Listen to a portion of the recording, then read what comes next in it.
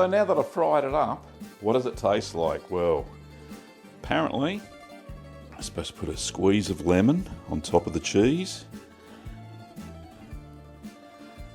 And then you're supposed to try it.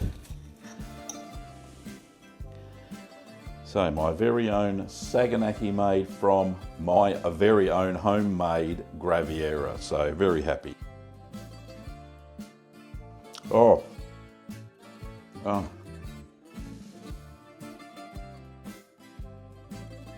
That tastes amazing. So that little bit of flour helped make the crust. So the cheese didn't melt everywhere. That is beautiful, great depth of flavour.